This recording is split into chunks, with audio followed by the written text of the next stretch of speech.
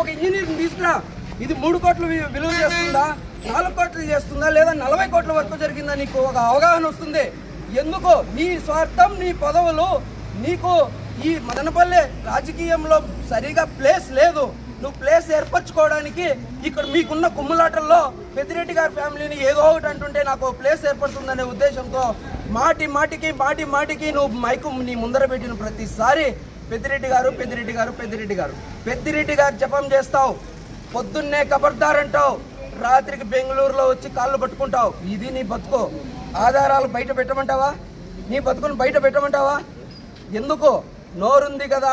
ఇన్ని రోజులు మా ఎమ్మెల్యే గారు, మా ఎంపీ గారు కానీ మీరెవ్వరూ కానీ ఏం మాట్లాడొద్దండి. మాట్లాడిని ఎంత మాట్లాడితే మనం ఓపికగా చూస్తూ ఉన్నామంటే చూసుకొని ఉన్నాం.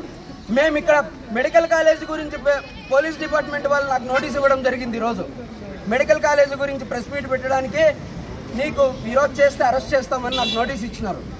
మెడికల్ కాలేజ్ గురించి కాదు ఇక్కడ టాపిక్. నువ్వు మాట్లాడిన మా పెద్దిరెడ్డి గారి ఫ్యామిలీని నువ్వు మాట్లాడుతున్న చిల్లరలాగా మాట్లాడుతున్నావు. మాట్లాడిన ప్రతిసారి నోరు అదుపులో పెట్టుకో. నీకు రోజులు దగ్గర పడ్డాయి. మరీ చెప్తున్నా, నోరు అదుపులో పెట్టుకో. Local to global news at your fingertips. మీ చేతిలో ఒక ఆయుధం. Download R TV app. Media legend Ravi Prakash is back.